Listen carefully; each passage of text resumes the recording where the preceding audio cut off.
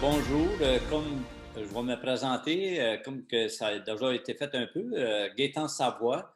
Je suis du Nouveau-Brunswick et acadien. Donc, j'ai été élevé dans un petit village qu'on appelle Saint-Onge, au Madawaska. Et j'ai été élevé dans une famille, une bonne famille. Mes parents ont eu 9 enfants. Donc, je suis au milieu de tout ça.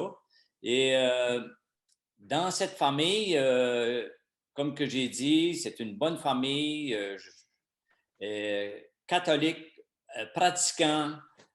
Donc, on a servi à l'église. Et quand ce que l'adolescence est arrivée, ou même préadolescent, mes parents, eux, ils vendaient de l'alcool.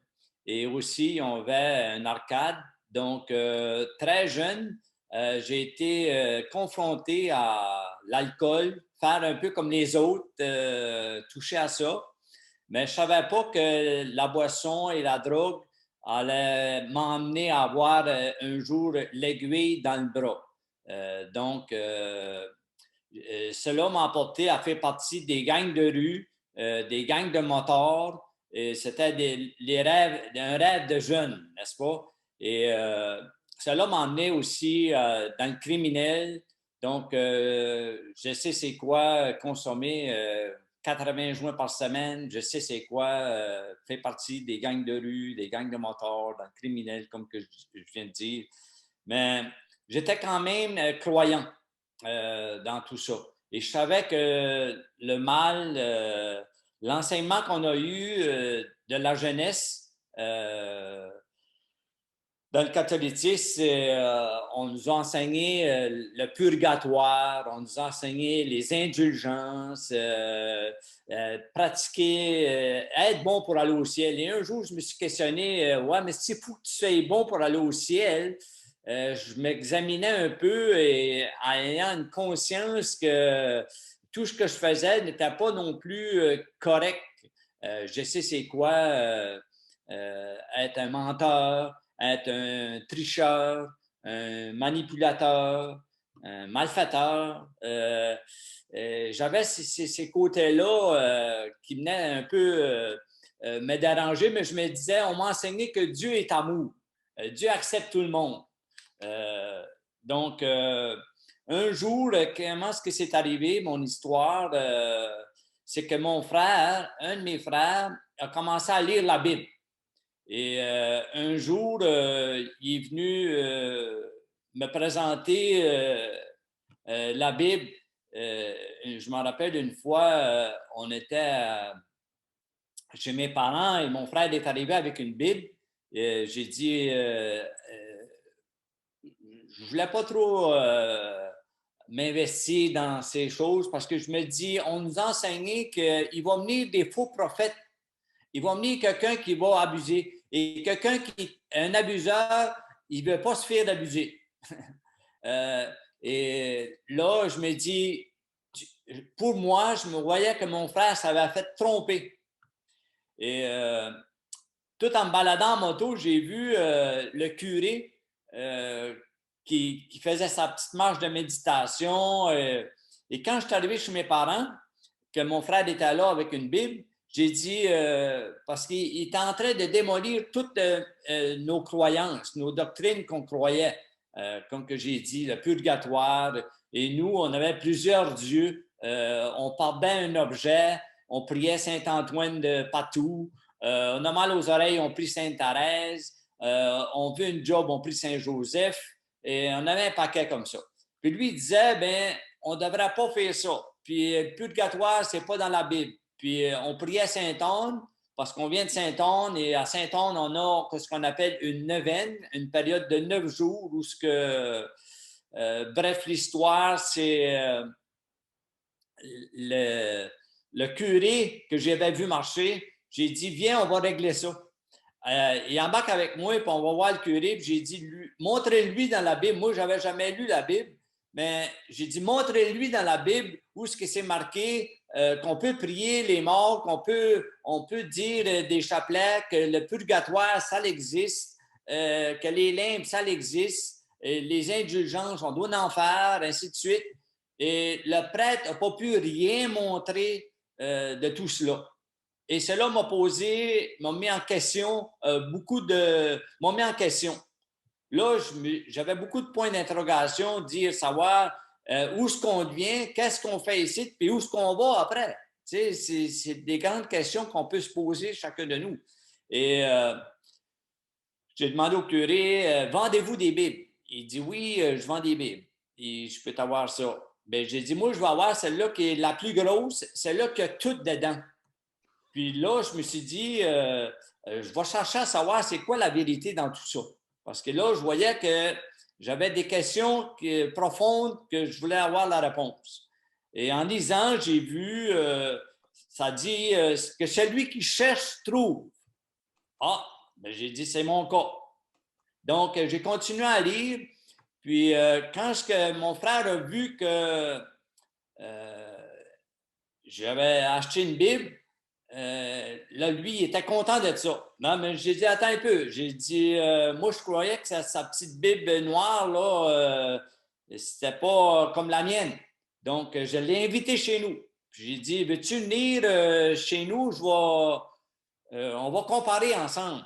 Là, je voulais pas me faire avoir une deuxième fois. Je cherchais à avoir la réponse à ces grandes questions de la vie. Donc, il est venu et il dit, il m'a montré un verset. Le verset qu'il m'a montré, c'est dans l'Évangile de Jean, au chapitre 5, au verset 24. Jésus qui dit, en vérité, je vous le dis, celui qui écoute ma parole et qui croit à celui qui m'a envoyé a la vie éternelle. Bien, je dis, voyons, tu ne peux pas dire que tu as la vie éternelle avant que tu meurs. Donc, on a toute une philosophie. On sait tous qu'on va mourir, mais on ne sait pas où est-ce qu'on va après. Pas personne ne peut te donner la certitude de savoir où est-ce que tu vas après. Donc, mais quand j'ai lu ce verset-là, je les relis et relis parce que quand ce que Jésus dit en vérité, c'est comme ce qu'il est en train de dire, attention, attention, j'ai quelque chose d'important à dire. Et comme qu'il dit, je vous ai écrit ces choses excusez, c'est en vérité, je vous le dis, celui qui écoute ma parole et qui croit à celui qui m'a envoyé, c'est-à-dire son Père, a la vie éternelle. Le verbe est au présent. Là, mais j'ai dit, ça se peut pas, tu sais, j'ai continué à lire, puis dans 1 Jean 5,13, ça dit, je vous ai écrit ces choses afin que vous sachiez que vous avez la vie éternelle. Donc là, je pouvais avoir la certitude d'avoir la vie éternelle. Pour moi, c'était un cadeau extraordinaire, surtout quand j'ai lu Jean 3,16, quand ce qui dit, car Dieu a tant aimé le monde qu'il a donné son Fils unique afin que quiconque croit en lui ne périsse point, mais qu'il ait la vie éternelle. Et encore là, le verbe est au présent. Donc, je me dis, quel cadeau, c'est la première fois, et c'était le 28 juillet 1981, lorsque j'ai réalisé que Jésus sauve, que Jésus pardonne, que Jésus est un sauveur. De savoir que Jésus est venu au monde 2000 ans passés, ça ne change pas la vie de personne. Mais le moment où j'ai réalisé ces choses, et j'espère que toi qui écoutes ce matin, qu'aujourd'hui, c'est ce jour que je veux t'annoncer, c'est que cette vie éternelle-là, elle est accessible pour tout le monde. Que tu sois bon ou pas bon. C'est pas que les bons vont aller au ciel et les méchants vont aller en enfer. Oui, l'enfer existe, la Bible en parle. Donc, aujourd'hui, si tu veux me faire croire quelque chose, il faut que tu passes dans la Bible. Ça fait 41 ans maintenant que je lis la Bible sur une base quotidienne. Et cette parole-là, aujourd'hui, je vois que c'est rempli de promesses, c'est rempli de... Et qu'est-ce que j'ai conclu, qu'est-ce que j'ai réalisé dans tout ça, c'est que je vois que à travers la création, on sait que Dieu a créé toutes choses. Et la Bible dit que toutes choses, c'était bon. Dieu, lorsqu'il a créé dans les 5 premiers jours, et ensuite il a créé l'homme et la femme qu'il a placé dans le jardin. Et lorsqu'il l'a placé dans le jardin, et il a dit, soyez féconds, multipliez. Donc, il fallait qu'il se réjouisse de tout ce que Dieu avait fait dans les 5 jours précédents. Et il y avait une communion qui se vivait avec Dieu dans ce jardin.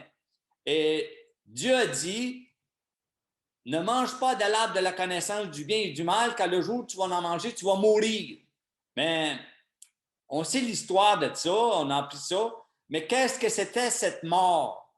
La Bible nous dit que le salaire du péché, c'est la mort. Mais Adam et Ève dans le jardin ne sont pas morts, mais il y a quelque chose en eux qui est mort. Et qu'est-ce que c'est? C'est que Adam et Ève ont perdu leur source. Et on voit la première famille, Caïn et Abel. Caïn qui tue son frère Abel. Donc, bienvenue dans le monde des vivants. Donc, la conséquence du péché s'est étendue sur tous les hommes, parce que la Bible nous dit que tous ont péché, ils sont privés de la gloire de Dieu. Donc, si tu es privé de la gloire de Dieu, c'est-à-dire que tu n'as pas accès. Donc, le problème de notre humanité aujourd'hui, ce n'est pas un problème politique, ce n'est pas un problème économique, c'est un problème spirituel. Et ce problème spirituel, tout le monde a ce problème spirituel. Mais il y a une bonne nouvelle, et cette bonne nouvelle, c'est Jésus qui sauve, que Dieu a tellement aimé. Dieu a vu le problème de l'humanité, Dieu a vu le problème de l'homme. C'est le cœur de l'homme qui doit être changé. Donc, on a été créé pour être l'habitation de Dieu. Ça, la religion n'a pas pu comprendre que comment est-ce qu'on pense que c'est dans les bâtiments, c'est dans des objets. La Bible nous dit que ce n'est pas l'homme qui peut bâtir une maison. On a été créé pour être l'habitation de Dieu et par son esprit. Et lorsque tu prends, je vais vous donner un exemple, lorsque tu prends un poisson et que tu le sors de l'eau, qu'est-ce qui arrive? Il meurt. Quand tu prends un arbre, que tu l'arraches du sol, qu'est-ce qui arrive? Il meurt parce qu'il a perdu sa source. C'est ce qui est arrivé avec l'être humain. L'être humain a perdu sa source. Mais la bonne nouvelle, c'est qu'on peut être reconnecté. Lorsque tu prends le poisson, tu sors de l'eau, que tu le remets à l'eau, il va continuer à vivre, n'est-ce pas? Si tu prends l'arbre, que tu le plantes à une autre place, il va continuer à vivre parce qu'il y a sa source. L'être humain, aujourd'hui, peut être connecté à Dieu. Donc, c'est la solution, c'est pas l'être humain qui l'a. La solution, c'est Dieu qui l'a. Oui, Dieu nous aime. Et il nous aime tellement qu'il a donné son Fils pour nous. Et lorsque Jésus vient sur cette croix, qui dit à la fin, tout est accompli, c'est-à-dire que c'est pas l'être humain qui peut aller vers Dieu, c'est Dieu qui est venu vers l'être humain dans la personne de son Fils, Jésus-Christ. Donc, Jésus est venu pour nous réconcilier à notre source que l'être humain a perdu. Et c'est ce que j'ai fait. On a tous les symptômes du mal en nous. On est tous, après avoir arrêté, j'ai demandé au Seigneur de me délivrer de la drogue, de me délivrer de la boisson, de me délivrer et il a transformé ma vie.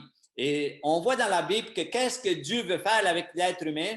C'est qu'il l'aime trop pour le laisser comme qu'il est. Donc, il est venu me chercher dans le milieu des gangs de rue, des gangs de motards, des gangs de drogue, de dealers de drogue, de toutes ces choses-là. Et il m'a donné une nouvelle vie. Et c'est de cette nouvelle vie-là ce matin que j'aimerais en parler un peu, de cette vie que Dieu peut donner dans la personne seule de son Fils Jésus-Christ. C'est pourquoi Jésus va dire, je suis le chemin, la vérité et la vie. Personne ne vient au Père sans passer par moi. Et on voit aussi d'autres passages qui disent, il n'y a pas de salut en aucun autre. Il n'y a pas d'autre nom qui a été donné sous le ciel par lequel qu'on peut être sauvé. Donc, comme que j'ai dit tantôt, de savoir que Jésus est un sauveur, c'est une chose. Mais est-ce que tu l'as comme ton sauveur? Est-ce qu'un jour tu t'es arrêté? Pour moi, je me suis arrêté le 28 juillet 81, lorsque j'ai rentré dans ma chambre et que j'ai demandé au Seigneur Jésus, je te demande pardon pour mes péchés. Je t'accepte comme mon sauveur. Je veux que tu sois mon sauveur. Je veux que tu écrives mon nom dans le livre de vie. Je réalise que le jugement que je devais avoir, c'est toi qui l'as reçu à ma place et je l'accepte. La Bible dit que c'est un don de Dieu, un don gratuit de Dieu. C'est le cadeau que Dieu nous fait. Et à partir de ce moment-là, comment tu fais pour que ta foi grandisse? Donc, c'est une base quotidienne. Je me nourrissais de la parole de Dieu. Et c'est là que j'ai vu que je pouvais avoir la certitude d'avoir la vie éternelle. Non pas parce que je suis bon, non pas parce que je le mérite, mais c'est parce que à cause de Jésus, à cause de tout ce qu'il a accompli pour moi à la croix, j'ai accepté ce cadeau. Je le déballe à chaque jour. Ça fait 41 ans que je marche avec lui et ma vie a été transformée. Il y a eu un chiffre dans ma vie et j'appelle ce changement aussi dans ta vie, à toi qui écoutes cette vidéo. Je sais aujourd'hui que si tu écoutes cette vidéo, ce n'est pas un accident. Si tu croises mon chemin, je connais le ministère que Dieu me donne, c'est d'apporter cette bonne nouvelle aux nations. Et je veux prier pour toi, je veux t'encourager, je veux que t'insister, cherche et tu vas trouver. Et cette paix-là, il y a beaucoup de monde qui cherche à remplir ce vide intérieur par toutes sortes de choses. Moi, j'ai essayé de le remplir avec des motos, avec de la drogue, avec de la boisson, avec peu importe. C'est pas des belles maisons, c'est pas des belles voitures, c'est pas des diplômes, c'est pas des voyages qui peuvent remplir ce vide. Ce vide-là, c'est comme un casse-tête. Il manque un morceau dans le casse-tête et c'est un peu comme ça que les vies humaines sont faites. C'est que ce morceau-là qui manque, c'est Jésus, c'est Dieu en toi. Et lorsque tu réalises ces choses, que ce vide-là, que juste seul lui peut le remplir, donc je t'invite aujourd'hui à l'inviter dans ta vie. Dis, viens remplir ce vide. Si on prend l'exemple aujourd'hui de plusieurs des acteurs, je pense à Michael Jackson, je pense à Robin Williams, ces artistes qui ont fini, qui ont fait tout, qu'on pourrait dire, qui ont réussi dans ce monde, mais pourquoi qu'ils arrivent au découragement, au suicide? Ces gens-là, ils ont tout goûté, qu'est-ce que le monde peut offrir, mais ce vide intérieur, ils n'ont pas pu le remplir. Et j'aimerais te dire le matin, aujourd'hui, que ce vide-là, Jésus peut le remplir et Jésus veut le remplir. Donc, la décision, ce n'est pas personne qui peut le prendre pour toi. C'est une décision personnelle, c'est-à-dire, toi seul peux fléchir les genoux devant lui, de le reconnaître comme sauveur, de l'accepter comme ton sauveur et se nourrir de ses promesses. Il dit, je te donne cette vie éternelle. De savoir que je suis sauvé aujourd'hui me donne une paix. Enlève toute inquiétude, toute peur, on peut tout m'enlever dans ce monde, mais il y a une chose que tu ne peux pas m'enlever, c'est la paix que j'ai dans mon cœur. C'est de savoir que Jésus est avec moi. Lui, il dit, je ne te délaisserai jamais, je ne t'abandonnerai jamais. Il n'y a rien d'autre qui puisse te satisfaire que Jésus et Jésus seul. Donc, je me souviens, lorsque j'ai pris mes couleurs de la gang, que je suis allé au club, que j'ai remis ces couleurs, ma vie a transformé. Et j'appelle ce matin sur ta vie une transformation. C'est comme si quand Jésus a dit à Pierre, à Paul, il dit, je t'ai choisi du milieu de ce peuple, du milieu des païens, vers qui je t'envoie, afin que tu leur ouvres les yeux, pour qu'ils passent des ténèbres à la lumière, de la puissance de Satan à Dieu, pour qu'ils reçoivent par la foi en moi le pardon des péchés et l'héritage.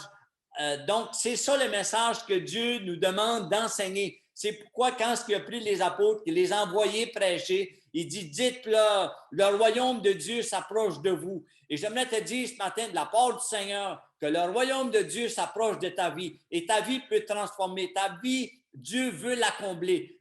Ta vie, Dieu veut lui donner une assurance. Ta vie, Dieu est précieuse pour lui. Donc, si tu entends sa voix aujourd'hui, endurcis pas ton cœur. Laisse-la entrer. Demande-lui sa paix. Demande-lui de t'accompagner. On a été créés pour être l'habitation de Dieu. Donc, j'espère qu'avec ce témoignage aujourd'hui, que ça peut t'édifier. On voit dans la Bible, il dit, je me tiens à la porte et je frappe et je veux entrer. Jésus, quand j'étais jeune, j'en ai défoncé des portes, mais Jésus ne défonce pas de porte à personne. Donc, aujourd'hui, Jésus frappe à ta porte. Et aujourd'hui, Jésus veut entrer dans ta vie. Jésus veut mettre de l'ordre dans ta vie. Jésus veut mettre une paix dans ta vie. Jésus veut mettre une joie dans ta vie. Et Jésus veut surtout mettre l'amour dans ta vie. Il dit, je prendrai ton cœur de pierre, je te donnerai un cœur de chair.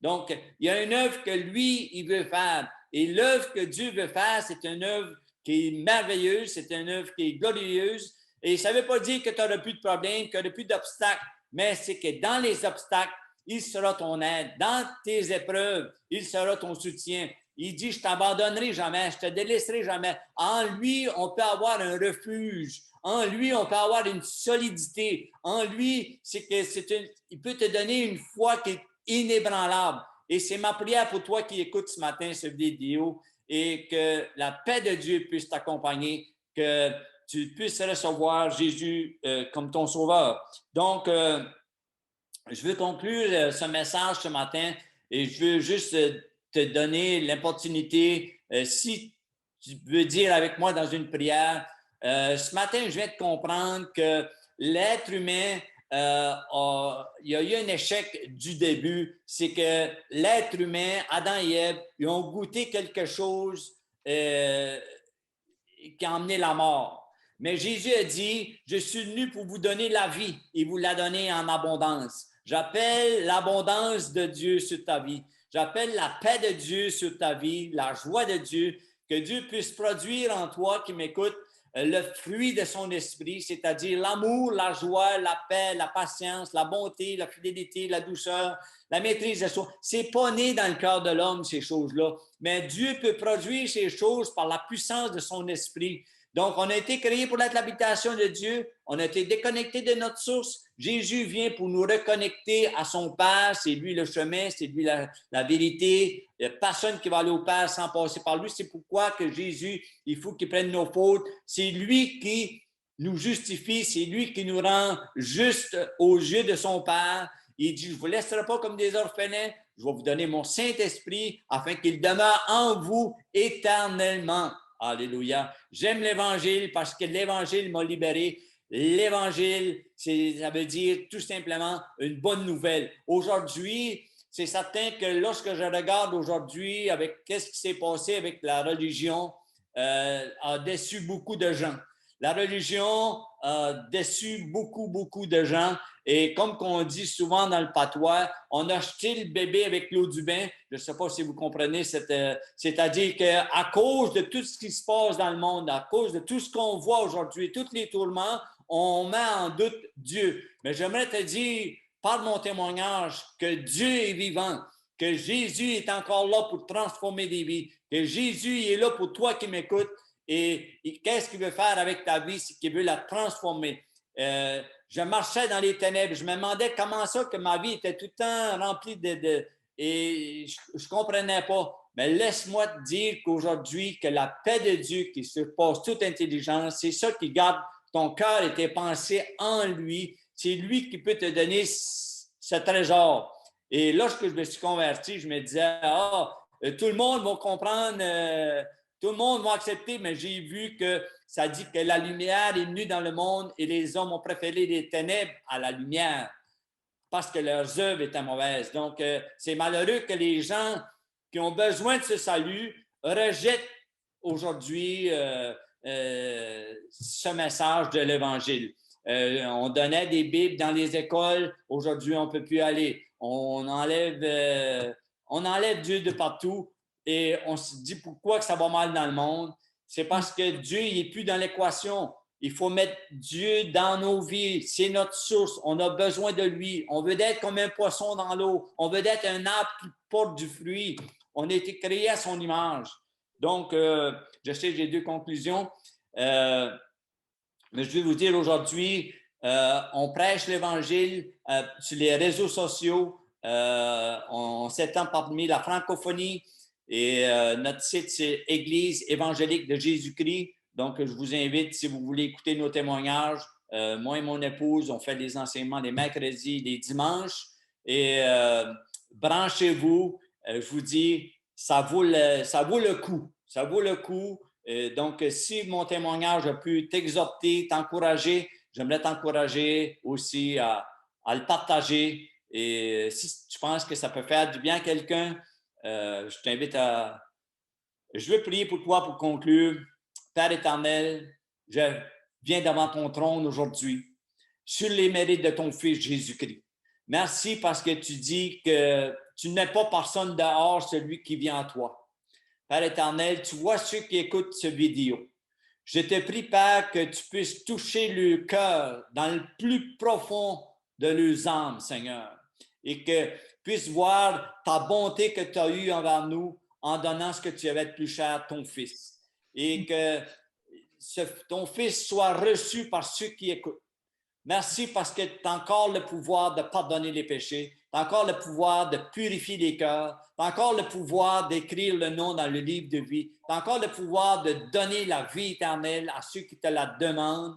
Et Père, je te prie pour ceux qui écoutent, que ta paix, Seigneur, retombe sur eux, que leur vie transforme, que leur vie soit changée comme que tu as changé la mienne, et que peu importe que ce soit des bonnes personnes, des mauvaises personnes, je sais que chaque être humain, comme que tu nous le dis dans ta parole, a besoin de se réconcilier avec toi par la mort de ton Fils. Tu as pourvu le sacrifice et merci parce que tu l'as ressuscité dans tes morts. Tu lui as donné le nom qui est au-dessus de tout nom. Et un jour, tous genoux vont fléchir devant lui. Mais ce matin, Père, dans le nom de Jésus, nous fléchissons nos cœurs devant toi, te demandant ta paix, te demandant ta bénédiction sur chacun de nous et tous ceux qui vont écouter. J'ai prié dans le nom de notre merveilleux Sauveur, Jésus-Christ. Amen.